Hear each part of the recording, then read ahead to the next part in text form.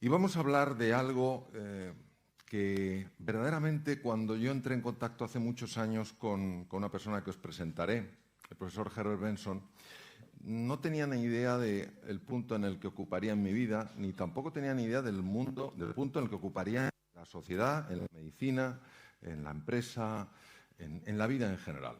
Entonces, tal vez algunas de vosotras tengáis ya mucha experiencia en el mindfulness, pero sí creo que es importante que todos comencemos desde el origen, entendiendo qué es esto, de dónde viene, qué no es, para qué sirve, para qué no sirve. Y de alguna manera recorramos ese puente fascinante, precioso, entre la tradición y la ciencia, porque tiene un enorme elemento de tradición. Hay que honrar a aquellas personas, verdaderos científicos de la mente, que se atrevieron a profundizar en entresijos, en rincones, que para muchas personas no es que fueran complicados, es que eran inexistentes. Pero también hay que honrar a personas, que algunos de ellos maestros míos, que se atrevieron hace muchos años a explorar un campo que desde la medicina y desde la psicología era visto como un poco raro, como un poco extraño, esotérico, más relacionado con algo de corte budista que con algo que en realidad no abraza por igual a personas creyentes, no creyentes, porque tiene una connotación diferente a lo que es el mundo religioso. Es una connotación que tiene mucho que ver con el ser humano en su dimensión más profunda. Cuando yo escribí el libro, me planteé que no solamente quería escribir un libro, sino que quería que esta publicación fuera un curso para aquellas personas que o no sabían nada del mindfulness y querían entrar de una manera amable en lo que es la comprensión de esta ciencia y de este arte, pero también para personas que tenían muchos años de práctica, pero por no ser del campo en el que estoy yo, el campo de la medicina o el campo de las neurociencias, pues que de alguna manera tampoco tenían esta base científica, personas que a lo mejor enseñan mindfulness o enseñan yoga y que, bueno, tampoco sabían muy bien cómo transmitir a sus alumnos o cómo transmitir a las personas con las que compartían estas enseñanzas la manera en la que el mindfulness afecta al cerebro, la manera en la que el mindfulness afecta al cuerpo. Tener en cuenta que nuestro concepto sobre el cerebro humano ha cambiado radicalmente. Hoy en día sabemos cosas que son verdaderamente sorprendentes. A mí me hace gracia porque a veces me dicen, a ver, Mario, ¿es verdad que usamos el 1% del cerebro? Digo, nadie sabe cuál es el 100% del cerebro, ¿cómo vas a saber lo que es el 1% del cerebro? El cerebro es un órgano extraordinario, no es más extraordinario que el resto del cuerpo, pero sí sabemos, por ejemplo, gracias a algunas tecnologías que os comentaré, que todo lo que es el mindfulness tiene un impacto directo y muy marcado en ciertas estructuras del cerebro. Entonces, como es un curso, al final puse una serie de grabaciones, que hice un estudio muy especial para que haya lo que es un silencio absoluto entre los espacios de voz, porque de alguna manera el mindfulness lo que te invita es a un espacio de sosiego, a un espacio de calma, cuando todos nosotros, pues da la sensación que vamos demasiado deprisa y de alguna manera lo sabemos, pero nos parece que pararnos a encontrar ese respiro, ese espacio de tranquilidad, parece que eso es una pérdida de tiempo. Eso es como si un leñador, en la época en la que se utilizaban hachas en lugar de sierras eléctricas, un leñador considerase que ese tiempo que se para afilar su hacha es una pérdida de tiempo. No cabe duda que si no afila su hacha, con el tiempo necesitará más tiempo para cortar el mismo número de árboles, pues porque su hacha no tiene filo. Nuestra sociedad, la sociedad de las prisas, no acaba de entender la enorme importancia que tienen estos espacios de recuperación. Nuestra sociedad no acaba de entender que el ser humano necesita efectivamente momentos de sprint para hacer frente a las dificultades, a los desafíos, a las complejidades, pero necesita también espacios de sosiego. Y cuando esos espacios no están, toda la persona sufre. Y sufre su entorno porque somos más irritables, somos más huidizos, estamos más tensos. Por eso puse unas grabaciones, hay 4 grabaciones de distintos momentos, uno de ellos lo aprendí directamente de mi maestro, el Dr. Herbert Benson, y el resto lo he aprendido de otros maestros, normalmente personas que han pasado muchísimo tiempo en el Oriente y que están basadas en las metodologías fundamentales que se utilizan en el mindfulness. Entonces, traigo a Alejandro Magno, allí no lo veo, bueno, Yo os lo describiré. Está a la cabeza Alejandro Magno, ¿vale? Alejandro Magno fue una persona muy sorprendente. Claro, no sabemos si lo que yo os voy a contar es historia o leyenda, pero en cualquier caso viene bastante a colación. En este mapa que veis del mundo antiguo, bueno, Alejandro Magno, después de unificar todas las ciudades griegas, empieza a invadir más y más territorio. Conquista toda Asia Menor y llega un momento en el que va a ir más allá de Asia Menor. Y uno de los generales le para y le dice: Alejandro, no podemos seguir. Y Alejandro Magno pregunta: ¿por qué, general? ¿Por qué no podemos seguir? Y el general le responde: porque aquí se acaban los mapas. Es impresionante, ¿eh? Aquí se acaban los mapas. Y la contestación de Alejandro Magno, que sí pega bastante con lo que parece que históricamente fue, la contestación de Alejandro fue la siguiente: general, los ejércitos mediocres se quedan dentro de los mapas. Los grandes ejércitos exploran lo que hay fuera de ellos. Lo que estaba más allá de Asia Menor es la India. La India no existía en ninguno de los mapas que manejaban en Occidente. Esto ha pasado muchísimo con el mindfulness. El mindfulness desafía por completo nuestra mente racional y por eso algunos de mis maestros, cuando decidieron investigar esto, fueron ridiculizados por sus colegas pensando que era estúpido lo que hacían, que era absurdo asomarse a un sitio donde no había mapa.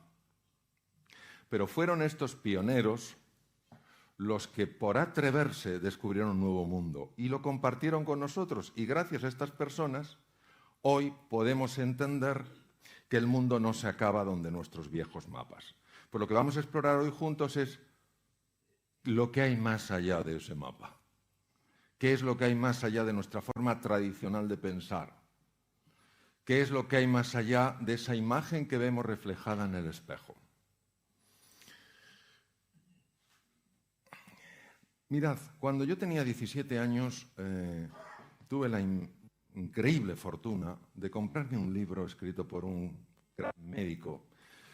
Yo no le conocía, luego fue profesor mío en los cursos de doctorado en la Universidad Autónoma de Madrid, donde hice los cursos de doctorado, después de acabar la carrera de medicina.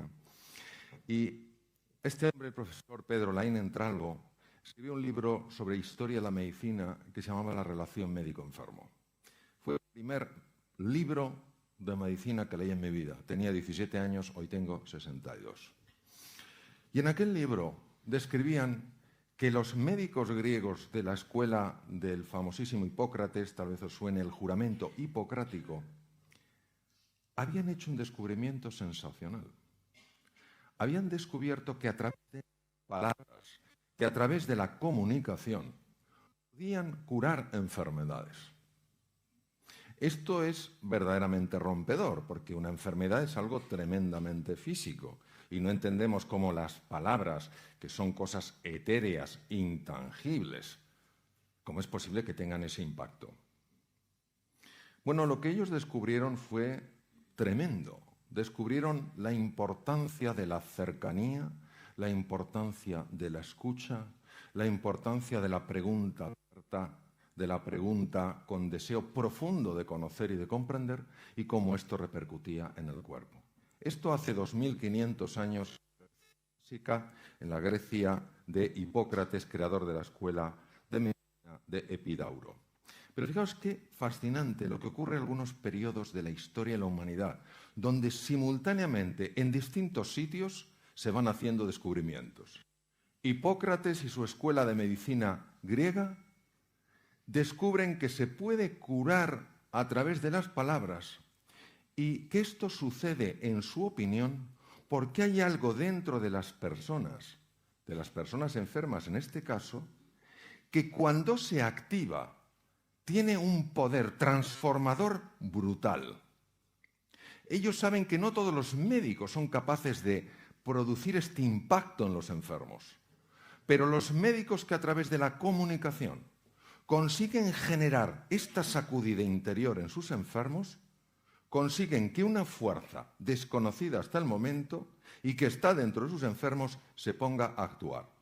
Como no es un conocimiento científico, no es algo que la ciencia de la época pueda de alguna manera estudiar o mostrar, le llaman el arte médico. el arte de curar a través de las palabras. Pues hace 2500 años, en esto, lo que queda de esta ciudad, Kapilavatthu, en la India, en el norte de la India, prácticamente en la frontera con el Nepal, nace un niño. Ese niño es hijo de unos reyes, los reyes de Sakya. Y este niño, de alguna manera, tiene algo especial. Es un niño que es el príncipe Gautama Siddhartha, y el príncipe Gautama Siddhartha vive muy tranquilo en su palacio. No es fácil que vea el dolor de otros seres humanos, no es fácil que vea la vejez, no es fácil que vea el deterioro, pero en una ocasión experimenta algo que le impacta mucho. Ve una persona muerta, ve una persona enferma, ve una persona muy anciana. Y aquí es donde viene un punto verdaderamente misterioso. Este hombre se plantea que los seres humanos sufrimos. Y todos diremos, eso es evidente. Sí, pero no es tan evidente cuando uno entiende a qué llamaba el príncipe Gautama Siddhartha sufrimiento. Sufrimiento es aquello que se añade al dolor natural. Vamos a imaginar que yo tuviera ronquera. Cojo un virus, empiezo con una ronquera y tal cual. Y bueno, físicamente me fastidia porque yo tengo que estar hablando, dando clases o conferencias, lo que sea. Y esto es un dolor que es normal, no me gustaría tenerlo, pero lo tengo. El sufrimiento es cuando la mente empieza a generar de esto toda una historia. Ahora verás, claro, con esta ronquera no vas a poder ni hablar. Oh, y verás, y lo que hables ni se te va a oír. ¿Entendéis lo que os quiero decir? Este proceso de rumiación. Y este joven intuyó que había algo curioso en este proceso, que había algo en el ser humano que dificultaba la superación del dolor, que hacía que la vejez se llevara peor, que la enfermedad fuera peor, que las pérdidas fueran más dolorosas. Pero no sabía lo que era. Es cierto que en el año 3100 aproximadamente se había publicado un libro que seguro que él conoció, el Bhagavad Gita, que ya hablaba de estos temas, pero no había nadie que los hubiera investigado con profundidad. Fue el príncipe Gautama Siddhartha el que abandonó a su mujer, que acaba de tener a su hijo Rahula, y se dedicó durante 12 años a intentar entender qué nos pasa a las personas. Nosotros le conocemos como el primer despierto, el príncipe Sakyamuni Buda. Buda en sánscrito es el despierto, porque cuando descubrió lo que nos pasa, algo cambió en su semblante y en una ocasión saliendo de un bosque se encontró con un campesino que al ver a alguien tan especial le dijo, eres un dios, y dijo, yo soy el despierto. ¿Qué quiere decir eso? Pero fijaros, si nos vamos, mirad qué interesante lo que decía Buda, os lo voy a leer para los que no podéis verlo porque estáis en otro sitio, para enseñar a los demás primero es de hacer tú algo muy duro, has de enderezarte a ti mismo. Oye, qué fácil es ver en el otro el problema. Qué fácil es ver en el otro el defecto. Qué fácil es ver en el otro la falta de atención hacia nosotros. Qué difícil es verlo en uno. Y cuando a uno se lo dicen, es que no le gusta nada. Porque a mí me encanta eso cuando decimos, dime la verdad. Nadie quiere conocer la verdad. Pero hay que conocer la verdad. Tú te vas a un restaurante y te llega a lo mejor el chef y te dice, ¿le ha gustado? Y antes de que conteste, se ha ido. Yo recuerdo una ocasión en Madrid, en un restaurante, se acercó el chef y dijo, ¿le ha gustado? Y digo, sí, está muy bueno. De verdad, ¿le ha gustado? Digo, no puede ser, este quiere conocer la verdad. Sorprendente. Digo, no, todo muy rico. No, pero de verdad, ¿no hay algo que yo pueda mejorar? Casi me dieron ganas de abrazarle. Y decirle, a usted hay que clonarle. Pues no es fácil. No es para sentirse mal, es para tomar conciencia de que es más fácil ver lo que el otro tiene que mejorar que lo que yo tengo que mejorar. Pero es que fijaros que en China, hace 2500 años también, aparece una persona muy especial, se llama Lao Tzu o Lao Tse, que escribe un texto muy bonito, es un texto de orden metafísico que se llama el Tao Te Ching, y fijaros qué cosas dice este hombre hace 2500 años. Lo voy a leer. Si estás deprimido es porque vives en el pasado. Si estás lleno de ansiedad es porque vives en el futuro. Si estás en paz es que vives en el presente.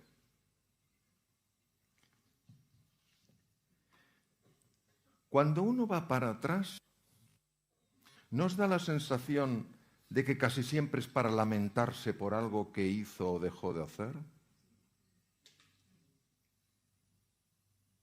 Y cuando se va al futuro, ¿nos da la sensación de que es para llenarse de ansiedad ante lo que podría pasar? Es increíble. ¿Qué engaño más sutil de nuestra mente? Si no vamos para atrás para aprender. Mentira. ¿Te quiere llevar para atrás para que te sientas culpable o avergonzado? Bueno, vamos al futuro que hay que anticipar. Mentira. ¿Te quiere llevar al futuro para que te preocupes y empieces a sufrir por cosas que todavía no sabes ni siquiera si van a suceder? El gran René Descartes, filósofo padre de la filosofía racionalista en el siglo XVII, un hombre que no valoraba demasiado las emociones, a punto de morir escribió una carta donde ponía: mi vida estuvo llena de desgracias, la mayor parte de las cuales jamás sucedieron. Pues claro, ¿nos cuesta tanto estar en el aquí y en el ahora? La sensación de que este es un sitio raro es tan apremiante que con facilidad nos vamos para atrás o nos vamos para adelante. Bueno, el mindfulness, y sobre todo en este caso Lao Tzu, lo que nos decía es: en el presente está la solución. Y nosotros tenemos que entender por qué. Porque esto de está en el presente, en el presente, se oye mucho. ¿Pero qué quiere decir? ¿Qué significa realmente? La historia de Einstein, a mí Einstein me apasiona. Einstein es muy conocido, obviamente, como físico, pero Einstein fue un profundísimo metafísico. Entonces, claro, tener en cuenta que nosotros somos hijos de una serie de maestros, somos hijos filosóficamente, somos hijos de Descartes, y somos hijos de Newton desde el punto de vista de la física newtoniana. Y de repente aparecen una serie de personas, Einstein fue uno de los primeros, que te habla de un orden distinto de la realidad, de que hay algo más allá del mapa que se utilizaba en la física. Hoy sabemos que la física subatómica, la física teórica, la física de las partículas, muestra que hay un comportamiento radicalmente distinto de esas partículas al comportamiento de las piezas de una máquina, de las estructuras más grandes. No es que la física newtoniana desaparezca, es que la física teórica amplía. No es que el mindfulness diga lo anterior no sirve, es que amplía. No es que se diga el mapa previo no sirve, es que se amplía el mapa. Se dice hay más cosas que no estaban o que no están en el mapa. Esto se llama un cambio de paradigma. La palabra paradigma viene del griego y quiere decir forma de ver. De alguna manera, a lo que el mindfulness invita es ampliar tu forma de ver. No dice que tu forma de ver anterior no sea correcta, dice que es limitada y que si quieres ver más opciones en tu vida, es bueno que explores lo que hay, o es deseable que explores lo que hay más allá del mapa. Este fue mi primer maestro. Yo estaba de cirujano en Boston y él estaba de cardiólogo en el hospital de enfrente. Me formé con él, me interesé por su vida y le tengo una gran admiración. El doctor Herbert Benson, cardiólogo de la Universidad de Harvard y profesor titular de cardiología del Hospital Deaconess, que son los hospitales de la Universidad de Harvard, era un hombre muy preocupado con la hipertensión arterial. Vosotros sabéis que la hipertensión arterial es una cosa muy común y que la persona que lo padece, si sabe que lo padece, si tiene un poco de cuidado con la sal, si hace un poco de ejercicio, no tiene sobrepeso, etcétera, y con medicación, va bien. Pero claro, el doctor Benson se dio cuenta de que muchos de sus enfermos había momentos en los que se ponían nerviosos, se ponían más tensos. ¿Quién no se pondría más tenso en un problema de circulación o lo que sea? Tenían subidas de la tensión arterial que eran peligrosas.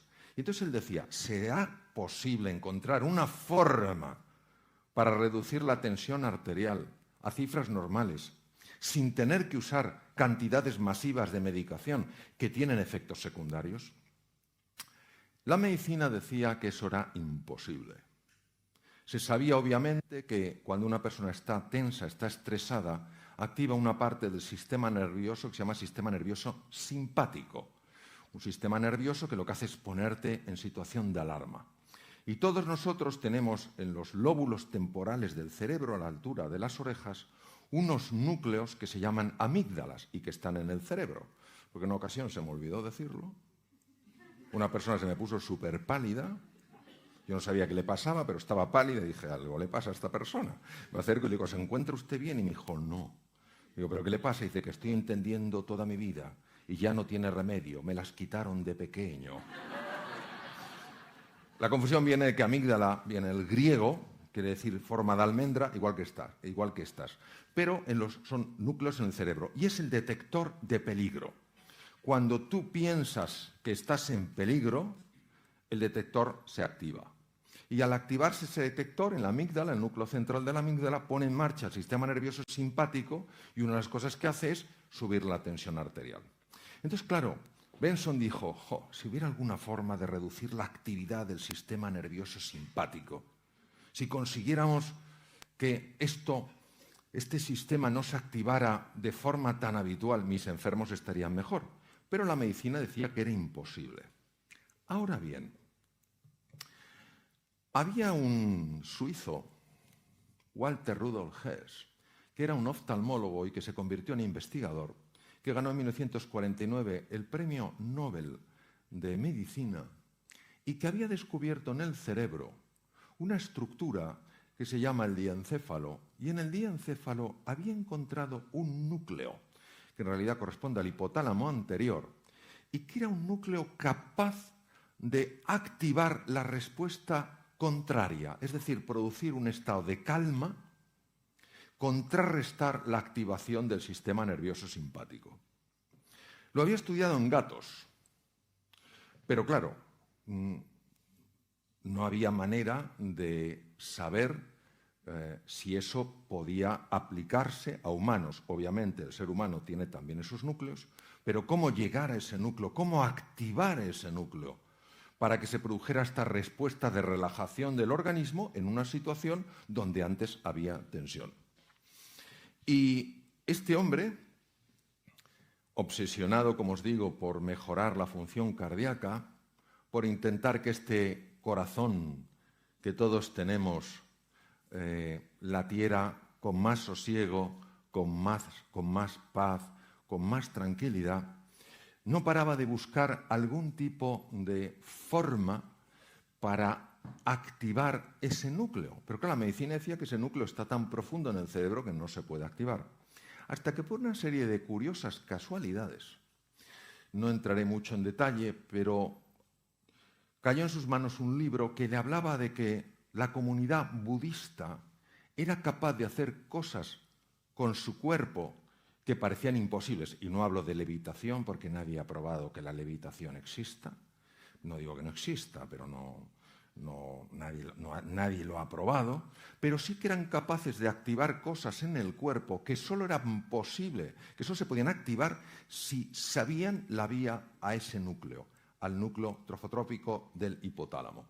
Entonces él viajó al norte de la India, la comunidad tibetana en el 59 tuvo que salir del Tíbet por la invasión china, y estaban en Dharamsala a 7.000 pies de altura, y empezó a hacer registros de los monjes en meditación. Y dijo, han encontrado el camino. Saben cómo activar este núcleo. Pero ¿qué es lo que hacen? Si la sensación es que solo cierran los ojos. No da la sensación de que hagan más. Yo he visto las filmaciones, las he visto en Boston, y son increíbles. Y entonces dijo, esto lo tengo que investigar con más profundidad. Y creó el Instituto Mente-Cuerpo en la Universidad de Harvard. Y lo que él vio es que efectivamente ciertas prácticas muy antiguas que están basadas en las enseñanzas de Buda activan ciertos centros del cerebro que a su vez ponen en marcha esta respuesta de relajación, pero no cuando una persona está en la playa, porque cuando uno está en la playa, debajo de un cocotero, lo más que te puede tensar es la preocupación de que te caiga un coco. Pero si no estás ahí relajado, ¿dónde te vas a relajar? Lo importante es que esto se podía aplicar en el día a día, cuando antes previamente la persona estaba tensa. Y era muy importante estudiar en profundidad esto, porque un científico de Canadá, no de originalmente Canadá, él era húngaro, pero vivía muchos años en Canadá, dijo que cuando una persona está en equilibrio, pero algo empieza a alterarla, y esta persona se resiste y se resiste lo que puede, pero no consigue vencer el obstáculo, llega un momento en el que llega la fase de agotamiento, fase muy dañina para la salud. Entonces Benson dijo, si yo consigo estudiar a fondo esta respuesta, si veo una forma sencilla de enseñarla a mis enfermos, ten en cuenta que era cardiólogo y es lo que quería enseñarla a sus enfermos para que estuvieran mejor, puedo conseguir beneficios. Y fue el primero en la historia que empezó a hacer registros médicos para ver lo que pasaba en estos estados meditativos. Y ahora os voy a enseñar una serie de estructuras, os las voy a describir a los que estáis fuera.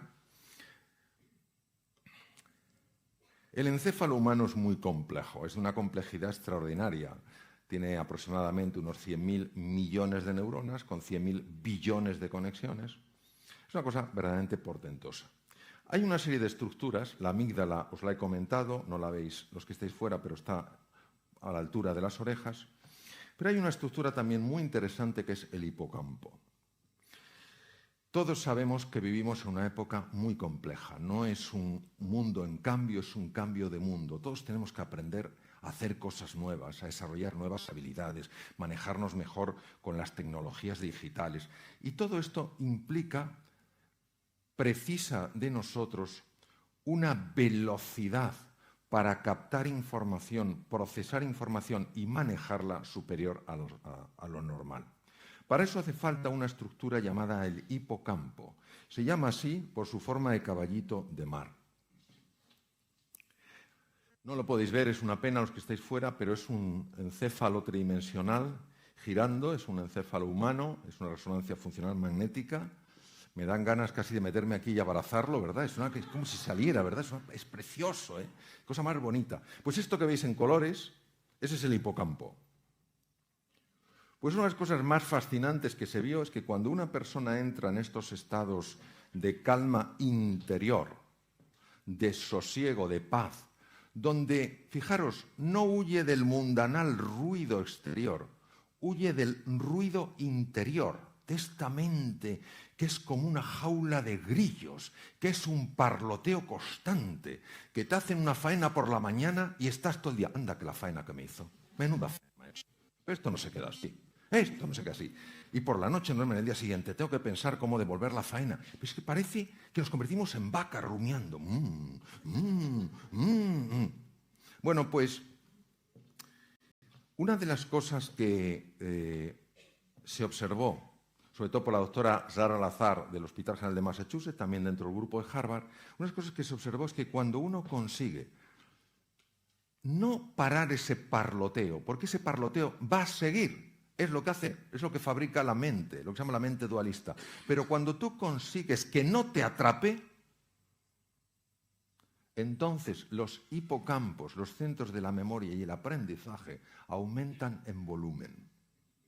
Fijaos en la importancia que esto tiene. Es decir, el ruido mental reduce tu capacidad de aprender, reduce tu capacidad de procesar la información, reduce tu capacidad de incorporar nuevas habilidades. Claro, para poder ver esto, ha hecho falta el desarrollo de tecnologías muy complejas como la que os he mostrado, de resonancia funcionales magnéticas, etc. Este es otro de los grandes pioneros. Durante una época coincidieron el doctor Herbert Benson y él.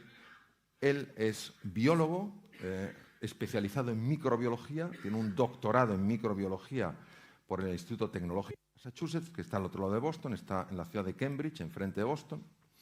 Y esta persona había practicado el mindfulness, esta metodología, este abordaje para generar espacios de paz interior, de calma y de sosiego. Lo había utilizado muchos años de su vida.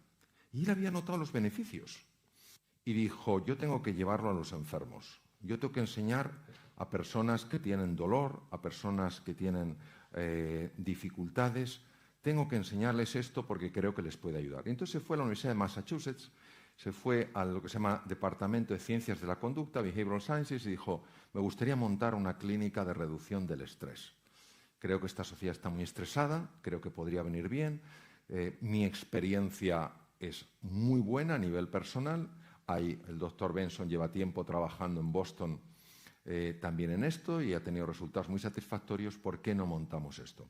Y montaron una clínica y empezaron a aplicar el mindfulness para la reducción del estrés. Por eso se llama MBSR, que quiere decir Mindfulness Based Stress Reduction. ¿En qué consiste el tema? Consiste en una cosa muy sencilla. Fijaros, aquí he utilizado otros colores, pero voy a usar unos colores que se ve tal vez mejor. Si yo pongo el color amarillo aquí y el color azul aquí y los junto, ¿qué color veríais?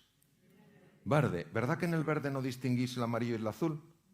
Pero ¿a qué sabéis que está el amarillo y el azul? Pues lo que se llama colapso de onda, esto procede de la física cuántica. El dolor es consustancial con la vida humana. Pierdes un ser querido, ¿cómo no te va a doler? Te roban el coche, ¿cómo no te va a doler? A mí me lo robaron 2 veces y aquello dolió. Pierdes el trabajo, ¿cómo no te va a doler? Cuando hay gente que se acerca y dice, hombre, no es para tanto, que te pase a ti. No es para tanto.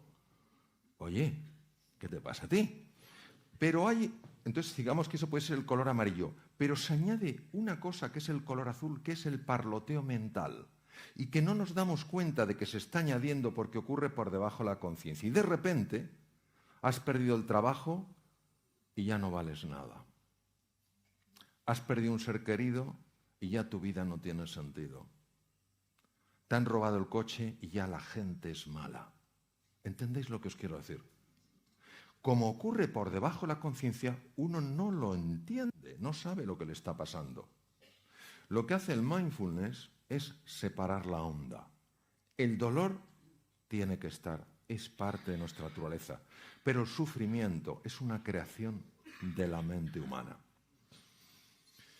Este es otro de mis maestros, el profesor Judson Brewer. Él trabaja en la Universidad de Massachusetts, es una persona maravillosa, además un extraordinario, toca maravillosamente el violín. Y ha descubierto algo sumamente interesante con la práctica del mindfulness. Esto lo he sacado del libro, lo voy a describir. ¿Quién de vosotras no ha tenido la siguiente experiencia? Va en su coche y de repente llega donde tenía que llegar, pero no sabe cómo ha llegado. ¿Me entendéis? Va en piloto automático. Pensando tal cual. ¿Pero verdad que es una cosa llamativa? Como si alguien te estuviera conduciendo el coche. Hubo una serie de investigadores que descubrieron que hay un circuito, que es el circuito de FNR, la red neuronal por defecto, Default Network, que se encarga de actuar como piloto automático. Pero este circuito tiene un problema. El problema es que cuando estás en piloto automático, primero, la posibilidad de tener un accidente se multiplica muchísimo. Y segundo, que este piloto automático es lo que se llama the wandering mind, la mente que divaga, y que es la fuente de la infelicidad. Estar en piloto automático. Estar en piloto automático. ¿Cuándo uno está en piloto automático? Uno está en piloto automático cuando en una conversación dejas la cara puesta y te llevas la olla a Camboya. La cara la dejas, estás en piloto automático. Entonces la persona ve que tú la miras, pero sabe que no estás ahí. No sabe dónde estás, pero sabe que ahí no estás. ¿Entendéis lo que os quiero decir? Entonces, eso que se llama the wandering mind, dice, the wandering mind is an unhappy mind. La mente que divaga es una mente no feliz. No podemos entrar en la construcción del yo porque nos llevaría mucho tiempo, pero es interesante que sepáis que la práctica del mindfulness interfiere directamente en este circuito. Interfiere en este circuito. Por ejemplo, nosotros comemos automáticamente. Nosotros no comemos con el cuerpo, comemos con la mente. Es como si el tenedor o la cuchara tuvieran vida propia. ¿Sabéis? O sea, según ya te está entrando el bocadito, ya el tenedor se está lanzando a por el otro. Y luego, cuando uno ha comido, dices, me he pasado. Sí, pero es que nos pasamos una y otra vez, porque vamos en piloto automático. Bien. Estas son las razones, por cierto, de la obesidad y además incrementa la ansiedad. Bueno, pues lo que demostró el doctor Judson Brewer con una serie de experimentos elegantísimos es que cuando nosotros nos abrimos a este espacio de sosiego, de paz y de tranquilidad, empezamos a interferir con ese circuito. La ventaja es que el circuito automático está a su vez interfiriendo con un circuito importantísimo para mantener la atención, para aprender, para estar concentrado y para darte cuenta de lo que está pasando a tu alrededor. Este es el otro circuito que se llama Red Ejecutiva Central o CEN. El CEN es el que te ayuda a enterarte de qué va la cosa. Si alguien te está hablando, estar captando lo que de verdad te dice. Si estás ante un problema, entender de verdad de qué va el problema. Pero si uno tiene activado el circuito automático, entonces no se está enterando. Está captando muy poca información, aunque se cree que la está captando toda. Pues uno de los grandes hallazgos de Judson Brewer ha sido que la práctica del mindfulness, la de estos espacios de silencio, de paz y de tranquilidad, no solo interfieren en el circuito automático, en la red por defecto, sino que potencian el otro sistema. ¿Esto cómo se ve? Esto se utiliza fundamentalmente electroencefalografía muy precisa, se utilizan técnicas de resonancia funcional magnética que permite de alguna manera ver la mayor o menor actividad de esas zonas. Es decir, lo que te permite el mindfulness, lo que te permite estar aquí y ahora, activando nuevos circuitos y desactivando circuitos que no te ayudan, es empezar a cambiar tu percepción de las cosas. Empiezas a observarte de una manera distinta, con mucha más compasión, con mucha más comprensión. Empiezas a ver a las demás personas con más benevolencia. Te vas dando cuenta de que, claro, que muchas veces la irritación hace que nos provoquemos unos a otros, pero detrás de la irritación, detrás de la provocación, al menos la mayor parte de las veces, no hay un deseo de dañar, sino es como el que está ahí, como el elefante en cacharrería, o sea, no sabe por dónde, cómo ventilar su tensión y la ventila a través de la agresión. Otra cosa fascinante que se ha visto utilizando electroencefalografía con la práctica del mindfulness, es lo siguiente. Veréis, nosotros tenemos dos hemisferios cerebrales. Lo más parecido que he visto a un cerebro es una nuez o un coral marino que tiene la forma de cerebro. Todos, cuando abrimos la cáscara de la nuez, vemos que tiene dos mitades y además están arrugadas. En una ocasión una persona me preguntó, oye Mario, ¿por qué el cerebro está arrugado? Y le dije, porque si no, no cabría en la cabeza. ¿Os imagináis la corteza cerebral desplegada? Tendríamos una cabeza como un piano de cola. ¿Quién sale por el canal del parto con una cabeza que tiene el tamaño de un piano de cola?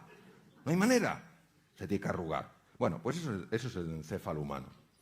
Tenemos dos hemisferios, el izquierdo y el derecho. Y en 1981 el profesor Roger Sperry, trabajando en el Caltech, Instituto Tecnológico de California, que está en Pasadena, el hombre descubre, estudiando una serie de cosas que se llama la serie del cerebro dividido de California, descubre que cada hemisferio cerebral hace una cosa diferente. Por ejemplo, yo el brazo derecho lo puedo mover gracias al hemisferio cerebral izquierdo. Por eso cuando una persona tiene una hemorragia en el lado izquierdo del cerebro, veréis que la dificultad la tiene en el lado derecho. Y si la ha tenido en el lado derecho la hemorragia, la dificultad la tiene en el lado izquierdo. Esto se sabía desde hace mucho tiempo. Lo que Sperry demostró es que cada hemisferio cerebral tiene su propia mente. Y cada mente hace una cosa diferente. Por ejemplo, para analizar, para organizar, para sumar, para restar, para hablar, para comunicar, necesitamos el hemisferio izquierdo. Pero para conectar, para tomar perspectiva, para imaginar, para relacionarnos con la incertidumbre y lo desconocido, necesitamos el hemisferio derecho. Los dos hemisferios están hechos para colaborar, igual que el hombre y la mujer, para mutuamente hacerse más grandes. El problema es que cuando una persona está bajo estrés, los dos hemisferios no hablan o hablan muy poco. Claro, ya os podéis imaginar el impacto de esto. La persona que tiende a ser analítica, bajo estrés se vuelve aún más analítica, más rígida en su análisis, más rígida en su estructura. La persona que es de corte más imaginativo, cuando está bajo estrés, se convierte como en un globo de helio, flota. Flota, y el del hemisferio izquierdo dice, aterriza, dice, ¿para qué? Si desde aquí se ve todo mejor. Entonces, ¿qué ocurre? Que la práctica del mindfulness lo que hace es sincronizar los dos hemisferios. Cuando el doctor Benson, mi primer maestro, empezó con sus enfermos a enseñarles lo que se llama la técnica de relajación, que es una técnica de mindfulness, lo que buscaba, como os he comentado, era la mejora de la salud. Pero conforme pasaron los años, sus propios enfermos que le seguían viendo, aunque estaban mucho mejor, le decían, doctor Benson, le voy a decir algo curioso, me he vuelto más creativo. Y claro, Benson de entrada, como no le interesaba, dice, pues estupendo, enhorabuena. Pero cuando se lo empezaron a decir más y más, ya prestó atención. Dijo, ¿y esto a qué se debe? Entonces empezó a estudiar cómo la respuesta a relajación afecta al proceso creativo. ¿Por qué sabemos que esto es así? Porque cuando se utiliza electroencefalografía de alta precisión, se ve que una persona muy estresada tiene un ritmo de ondas, sobre todo en el hemisferio izquierdo, muy rápido, que se llama alto beta, es el cerebro agitado. Y el hemisferio derecho tiene ondas tipo alfa. Pero cuando una persona encuentra ese espacio de calma y de sosiego, el alto beta empieza a hacerse más lento y las ondas alfa empiezan a extenderse. Y grupos más grandes de neuronas de los dos lados de los hemisferios cerebrales, o sea, de los dos hemisferios cerebrales, empiezan a dialogar entre sí. Y por eso empezaban las personas a decir que eran más creativas, que estaban viendo las cosas con más amplitud. Las ondas cerebrales han sido la gran apuesta para comprender esto, el ver los cambios de registro. Y para que os hagáis una idea, hay fundamentalmente 3 tipos de ondas, aparte de las beta, están las alfa, las teta y las delta. Las alfa son las ondas más habituales en el mindfulness, ondas lentas y muy amplias, y en esas ondas el cerebro es especialmente creativo. Ese es el momento donde de repente empiezas a ver cosas que no habías visto. Las ondas teta las produce el hipocampo y es el momento en el que empiezas a revivir cosas que te sucedieron en el pasado, que en su momento no las pudiste digerir, pero bajo una conciencia madura ya puedes digerirlas. Se están reactivando recuerdos antiguos. Las ondas delta son muy difíciles de captar porque se confunden con las ondas que produce la musculatura del cuello, pero algunas personas muy expertas son capaces de producirlas y están asociadas sobre todo con gran capacidad sanadora dentro del organismo. Voy a usar una metáfora. A mí las metáforas me encantan porque te permiten visualizar cosas que son cosas que son complejas de explicar con palabras. Mirad, nuestra mente es como un océano revuelto, donde hay olas grandes, impetuosas, agresivas.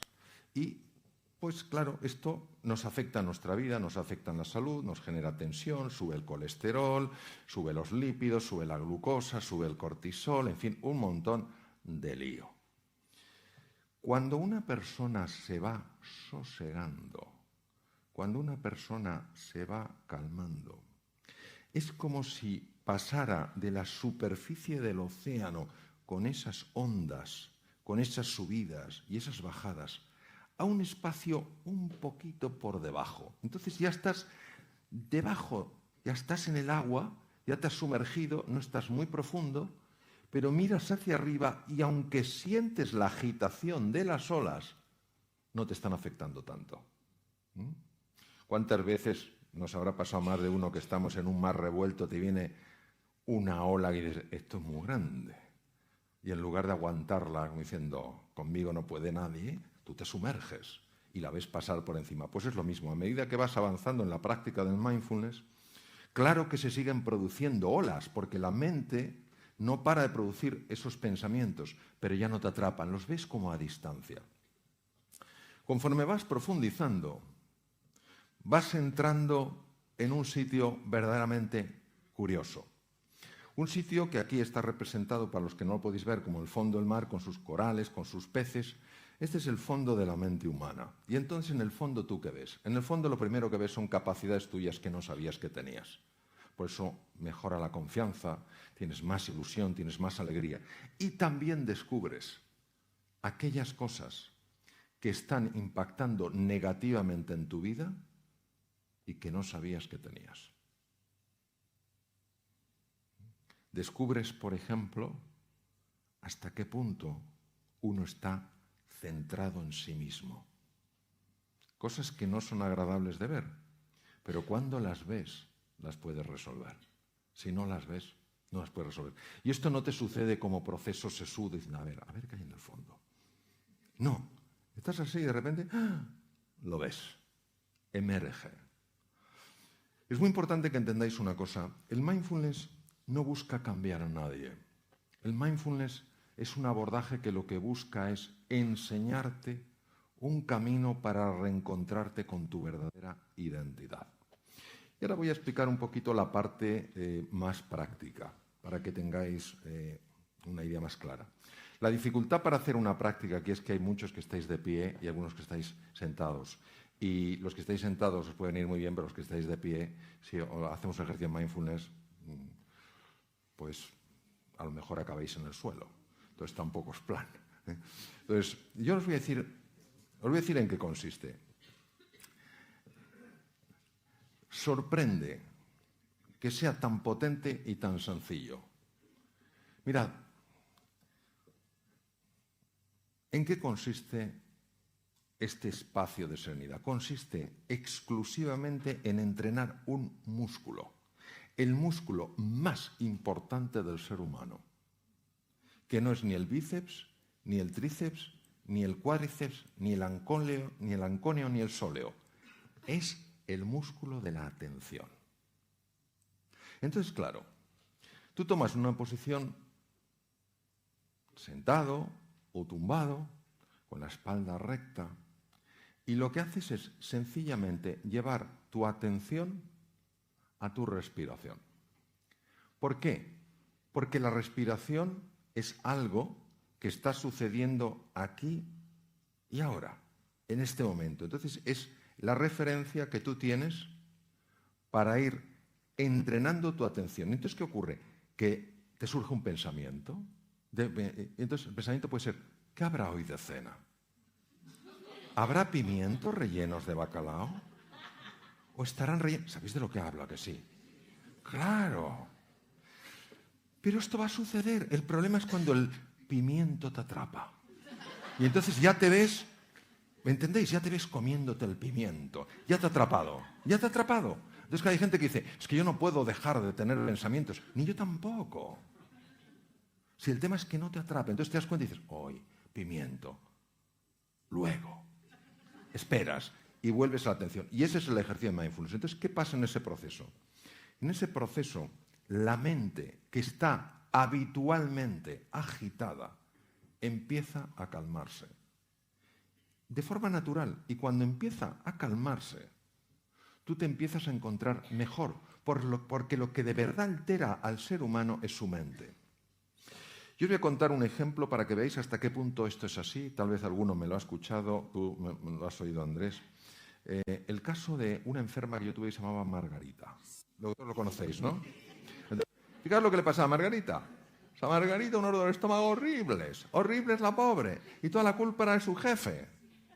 Cuando ella empezó a trabajar su interior, su tubo digestivo se mejoró, se quitó el dolor de estómago, su jefe era mejor persona, etcétera, etcétera.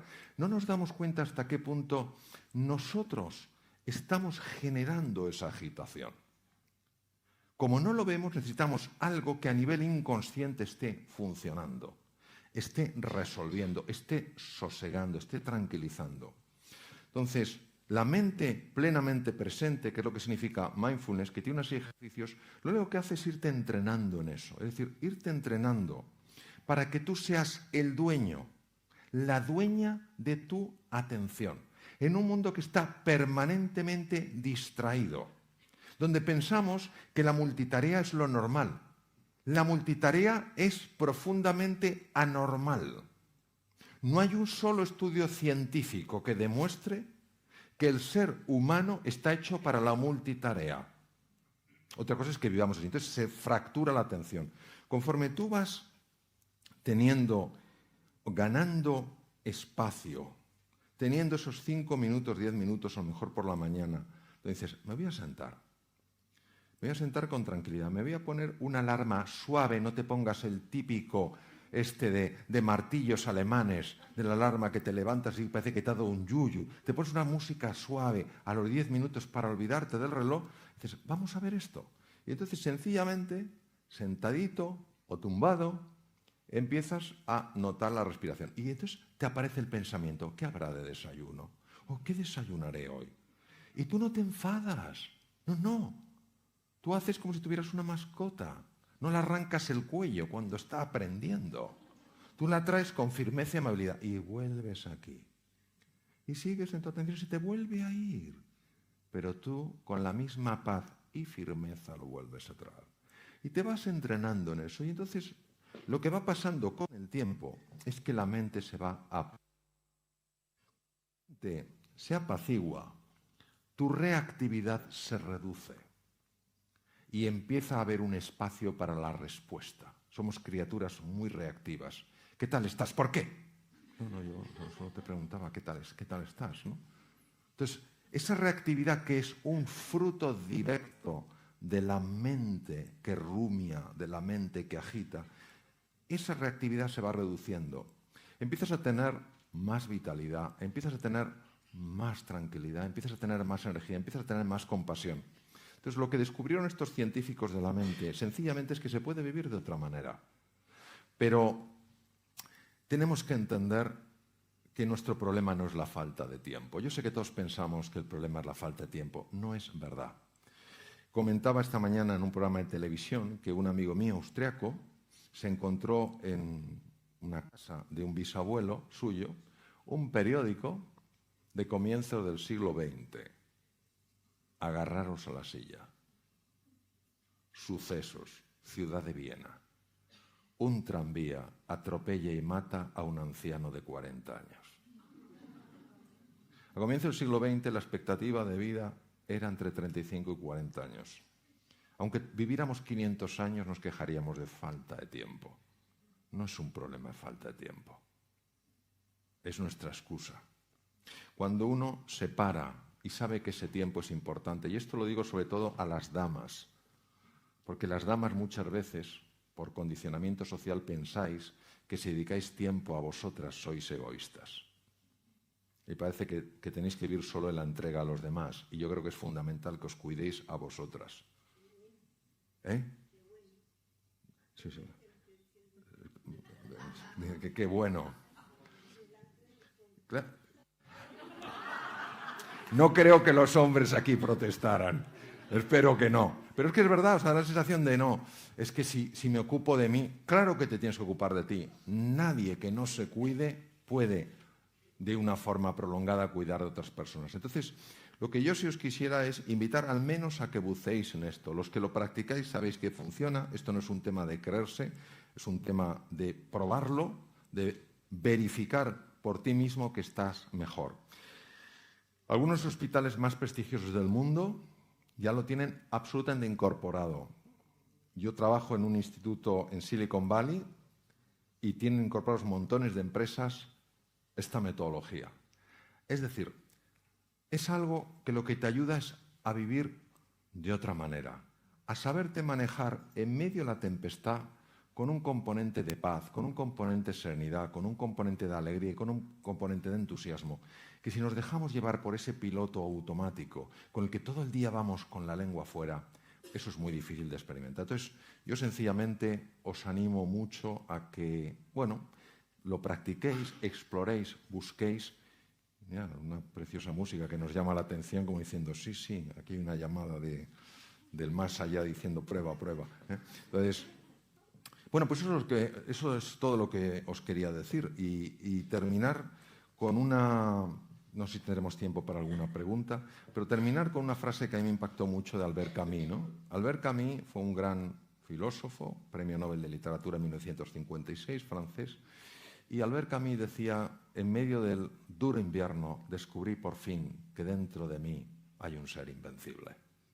Entonces, que sepamos que dentro de cada uno de nosotros hay ese ser invencible, que no es un canto a la arrogancia, no es un canto a la prepotencia, sino es verdaderamente reconocer que no hay entre vosotros, no hay entre nosotros nadie que haya sido llamado a la mediocridad. Todos hemos sido llamados a la grandeza.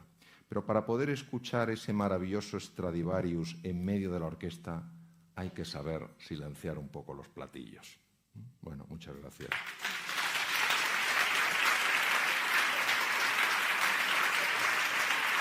Gracias.